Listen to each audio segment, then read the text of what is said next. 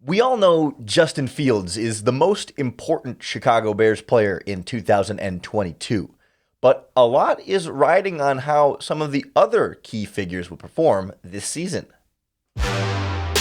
You are Locked On Bears, your daily Chicago Bears podcast. Part of the Locked On Podcast Network, your team every day.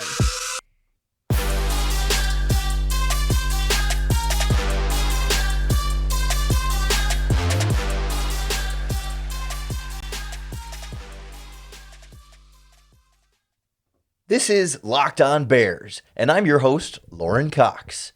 I'm here to bring you your daily, in-depth Chicago Bears news and analysis. You can follow me on Twitter at CoxSports1. You can follow the podcast on Twitter at Locked On Bears. You can like Locked On Bears on Facebook. Join the Locked On Bears Facebook group for even more Bears talk. And make sure you hit that subscribe button on the Locked On Bears YouTube channel to keep up with all of our video podcasts as well. Thanks for making Locked On Bears your first listen today. On the show today, we go through the most important Chicago Bears for 2022, not named Justin Fields, because we all know the young quarterback is the center of the spotlight. So much of this season and the next 5 to 10 seasons perhaps rest on the shoulders of Justin Fields. So, we don't have to rehash that over and over again. But just because so much of the focus is on Fields doesn't mean that there aren't some really key figures around him, not only in his supporting cast, but just players that will be important to the team this season and to some of their long-term prospects, depending on how they perform this season. So we'll kind of go through some of the key figures that aren't just like the obvious biggest names on the roster, including also, I would say, the coaching staff in terms of most important Bears. Like, for example, Luke Getsy, the offensive coordinator. Like, yes, we know that the head coach is important, right? I mean, duh. But particularly with Luke Getsy running this offense and really kind of having the full reins with a defensive head coach, he will be the entire, really like the focus of how everything functions. He will coordinate the entire offense. He will set the scheme and call the plays and be the one most responsible for putting Justin Fields in the best position to be successful.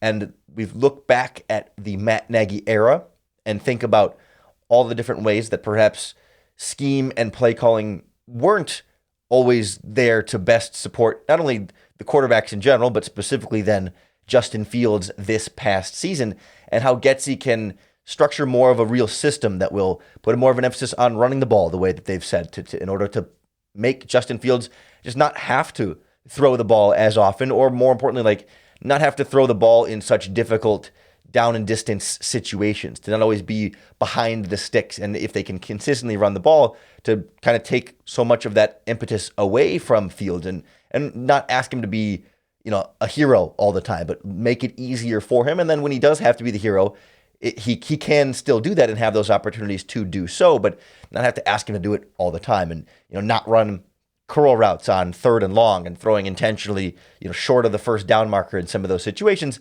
and all the different ways that we were frustrated last season. We can see the areas in which a better offensive coordinator can help improve many of the things that Matt Nagy was doing poorly with this team. Now, we did a podcast last week talking about how the coaching staff can't fix all of the problems, right? They can put players in better positions to be successful, but the players themselves also have to be better and have to be successful in those positions that the coaching staff can put them in. So it's not like Getsy can just fix everything with the right set of plays and the right sort of system that they put in place. There's going to need the pieces on the field also to develop and take that step forward. And the position coaches will play a role in that as well, but really so much falls on Getsy as the offensive coordinator.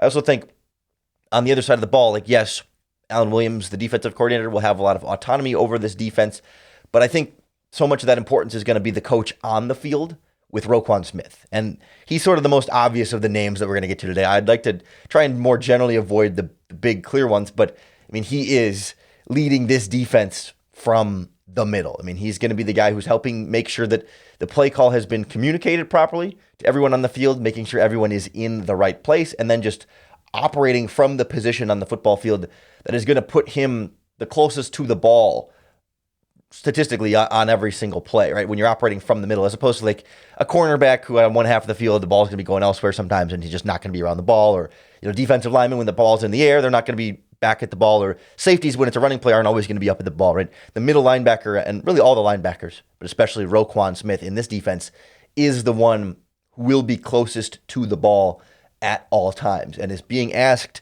to take on this slightly bigger leadership role and taking some ownership in this defense, especially in this transition from the 3-4 to the 4-3, getting back to some of the Bears defenses that we've known in the past. And there's no need to compare Roquan Smith to some of the other linebackers in Bears history, but when you think about those guys and the types of roles they filled, even just more like, not metaphorically, but philosophically in the defense, in addition to all the things they did on the field in terms of just being excellent at what they do, Roquan has to be even bigger in that role, especially now with Danny Trevathan gone, Akeem Hicks no longer part. A lot of those key leadership pieces on this defense have aged out and moved on, or I guess the organization has chosen to move on from them. And so it's a lot of that's going to be on Roquan Smith to be the one to lead this defense, both in his play and sort of with his voice and with his brain, operating so much of that from the field and leading that transition into this new defense under Matt Eberflus. So I think those kind of end up being the two non-Justin Fields big chess pieces on each side of the ball. But I want to go more specifically into some other guys that might not jump right away as first come to mind as the most important players. But when you think about what they mean to this team for this season and beyond, you start to realize that there's a lot hinging on some guys that you might not expect it to be. So we'll start with the defense and then get into some other guys around field on offense next on Locked On Bears.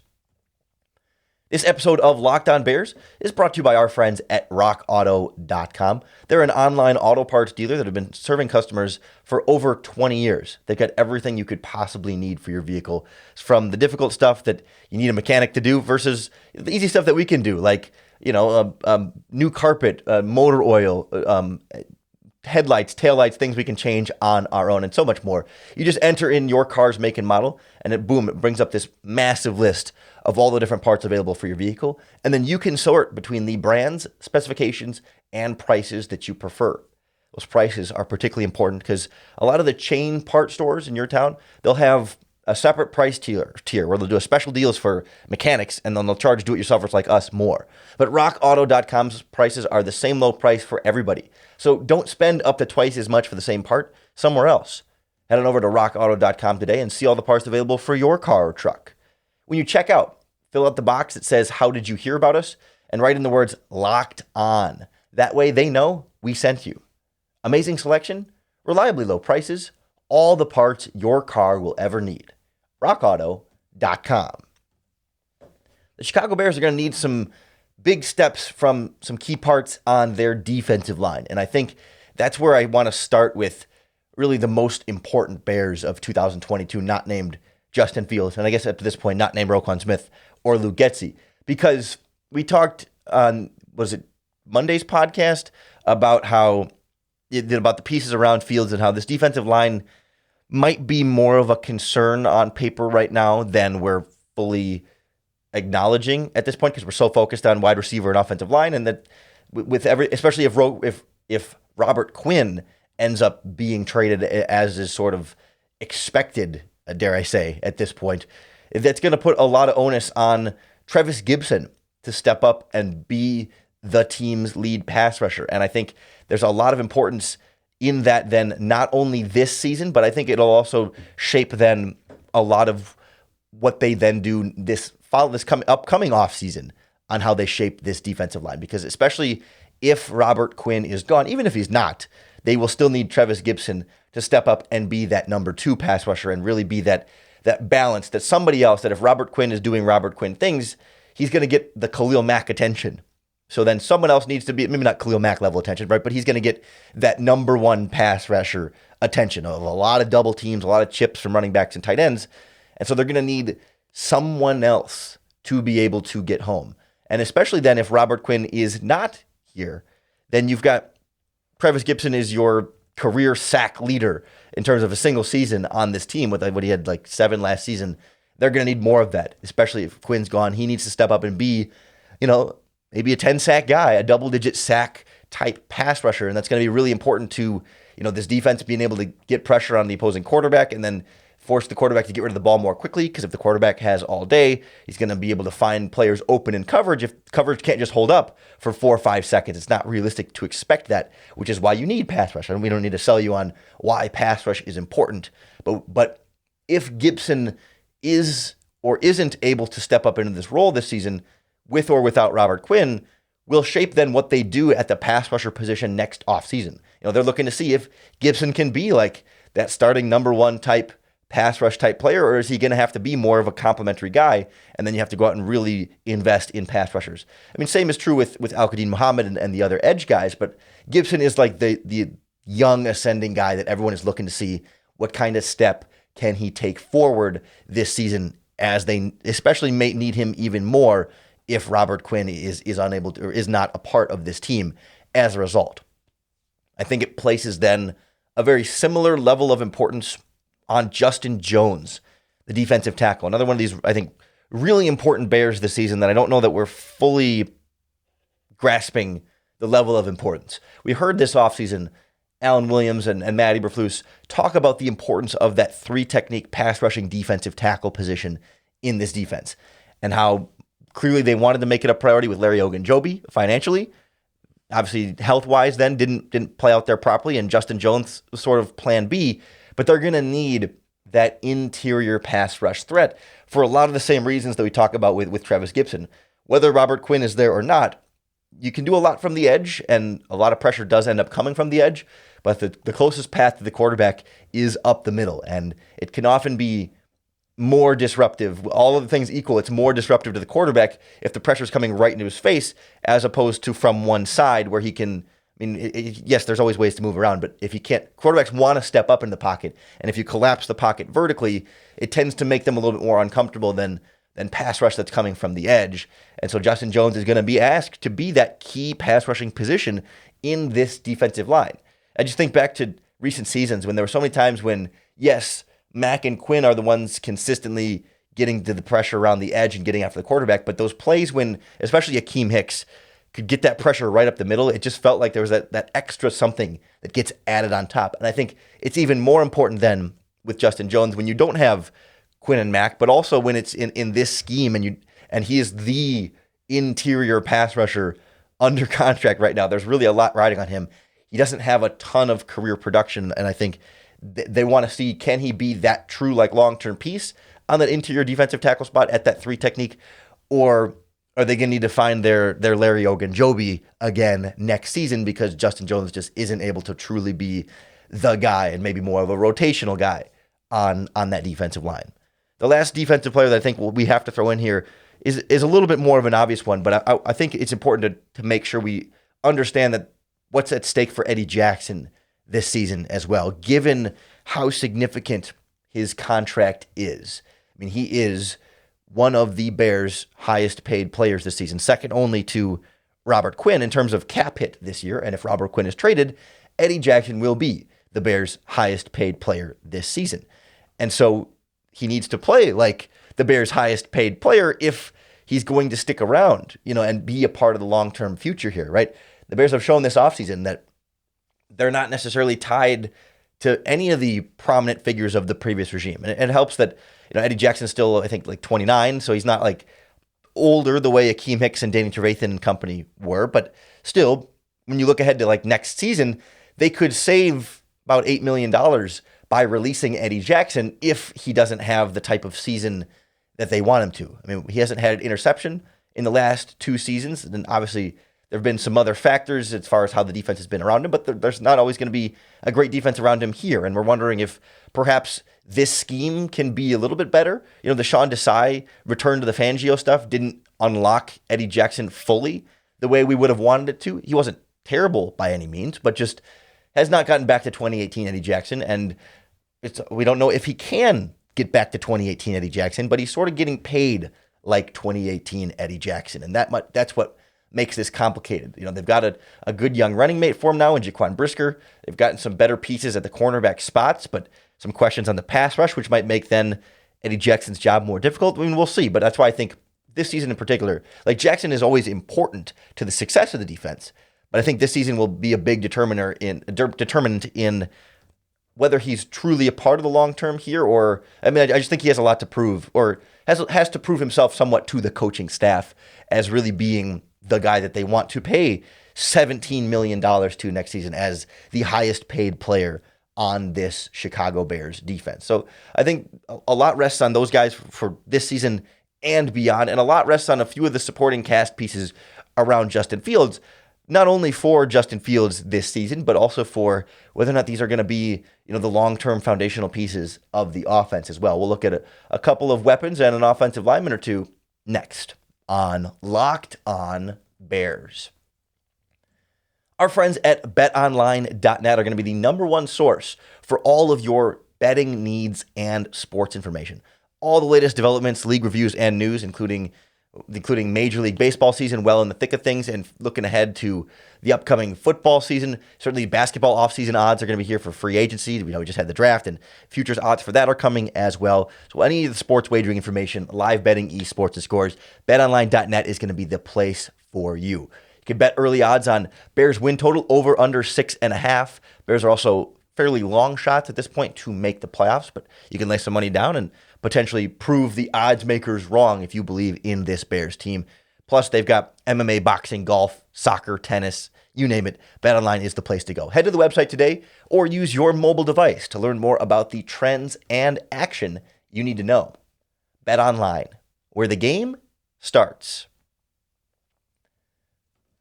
Around Justin Fields, this offense is going to start with David Montgomery. They want to be a run first is a strong term, because that's not to say that like the Bears are not going to run the ball more than they pass the ball over the course of the season, but to really be the goal is to rely on the running game as much as possible without hamstringing your offense, right? If the running game, which is not just purely going to be David Montgomery, but if between the offensive line stuff is only getting you 2 yards a carry, you can't just keep running the ball and expect to win, because then you're going to be in third long all the time. It's a whole thing. But David Montgomery, I think, is going to be super critical to how this offense performs this season and how Justin Fields is then able to perform this season also, based off of how well that running game is going. Plus, maybe getting Montgomery more involved in the passing game as well, and trying to get a more robust attack, being able to spread the field vertically with the speed they've brought in with their receivers, but then also horizontally as well underneath the running backs and Velus Jones and all that stuff. You can really see David Montgomery playing this prominent role, especially as he is entering a contract year. I mean, this is his last opportunity to sort of prove himself to the Bears and other teams of like what he's going to be worth on the free agent market. And I don't know what the number is going to be. Obviously, it'll depend on how he performs this season, but I think at this point, I'm not sure that the Bears are going to want to be the team that invests big money in him, although at the same time, Luke Getsy was willing to pay Aaron Jones in Green Bay. I mean, he wasn't the one paying him, but was a part of an offense that was willing to pay running backs a little bit in Green Bay. But if David Montgomery has 1,200 yards and a huge season or whatever, and does he price himself out of the Bears? I mean, there's a lot of different scenarios as to how this could go, but clearly, I think David Montgomery has to really be the guy, not only for his career, but for this Bears running game this season, to show to take that pressure off of Justin Fields and all the different things we talked about with Luke Getsy in terms of scheme and having that run first system. But this being more of an outside zone system than an inside zone system, we'll see exactly how natural David Montgomery looks. It's not going to be like anything brand new for him, but it's not what we might if you could draw up your own offense for David Montgomery only, this isn't exactly what it would look like. He should, skill set wise, he should fit it. It's not like it's a big concern. It's just going to be curious to see like how natural it is, and whether like it's more of Khalil Herbert's skill set a little bit more of being that outside zone stretch runner, whereas David Montgomery's more like an inside zone, get a little bit more downhill and then make that cut, as opposed to working laterally and making that cut. So I'm curious to see how that fit continues to kind of play through the season, and whether the Bears view him as the ideal fit in their offense, or whether they say he's good, but he's not ideal, and if we have to pay big money for him, maybe we're not going to pay big money for good fit, not ideal fit. So that's a conversation I think coming up throughout the season and in the upcoming offseason. But I also think like Byron Pringle is going to be a critically important player in this offense for this season and beyond. They're asking Byron Pringle to step up into a bigger role this season. They're going to need a bigger role from Byron Pringle for Justin Fields to be successful. But then it will also determine whether Byron Pringle is a long-term part of this Bears offense. And I think given his connections to Ryan Poles, they sort of want him to be a long-term option. They want to have a great season and then re-sign him to a contract extension and have him and Darnell Mooney be two great wide receivers for the Chicago Bears. That would be sort of the ideal plan for them.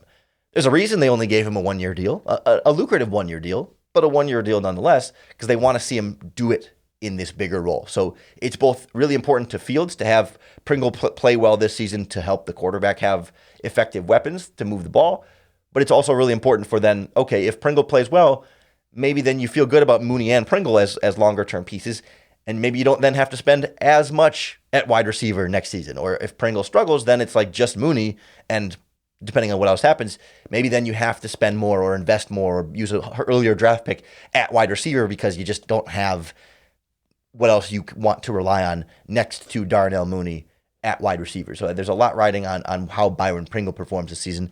And it's a similar type of story for Tevin Jenkins, I think. And you could throw Larry Borom in the same kind of conversation as second-year young offensive tackle, not drafted by this regime, but especially because Jenkins playing with the second team thing, which may or may not end up being a big deal. I still don't know that it is yet. It could still become a big deal and may still end up being a big deal, but as of now, it's a little bit too early for me to say red flags, big deal, sound the alarm or anything. But depending on how Jenkins and Borom play this season will shape how well Justin Fields plays in terms of the time he has in the pocket and the pass protection and the run blocking and the running game as well. But then B, if Tevin Jenkins and I guess Larry Borom struggled this season either way, then I feel like the pressure then becomes higher on the Bears to install a more secure, consistent franchise left or right tackle, right? If you have a season of Jenkins struggling this season after him missing most of last season with an injury and just being okay as a rookie, I don't think this regime goes into 2023 saying, yes, Jenkins is for sure our guy at left tackle or right tackle, right? They at that point, they at worst bring in competition, like true, real competition for him. And at best, like a completely new left tackle or a veteran right tackle or another early draft pick on the offensive line, right? I think not that this season will purely define Tevin Jenkins' career, but I think it can go a long way toward what the Bears are going to do on the offensive line next season. I do think there's quite a bit of a stake there as far as what his immediate future in Chicago is going to look like. And then, of course, the big stake of Justin Fields needs these guys to block more consistently, both in the running game and in pass protection, to give him time to throw and make the developments at the quarterback position that the Bears need him to and that the franchise needs him to grow into that true like franchise quarterback savior type role that so many people have their fingers crossed for in Chicago. So a lot of important pieces in here, not all the household name type players on this roster, but some of the guys that are well known, but just not, the top dollar or top of the roster type players there. I would love to hear your most important Bears this season, not named Justin Fields. Who did I miss? Who do you think is really going to be absolutely critical? That's not just like Robert Quinn, right? I mean, we know Robert Quinn. Like I said, I was trying to avoid some of the bigger name stuff, but you can't fully avoid Roquan Smith and Eddie Jackson as truly being guys that are going to miss. But let us know on Twitter at Locked On Bears, in the comments on the YouTube page, on Locked On Bears Facebook page or Facebook group as well. There's plenty of ways to connect to the show, and I hope you'll connect by subscribing and keeping up with all of our daily in-depth Chicago Bears news and analysis. Starting about mid-July, we will ramp back up to 5 days a week. I don't remember the exact date. It's around like 16th or whatever. It's the week or so before Bears training camp is when we will ramp back up to 5 days a week here on Locked On Bears, get you all set for this upcoming season. So I hope you'll keep tuning in, and I hope that the Locked On Bears podcast keeps making it that much easier for you to bear down.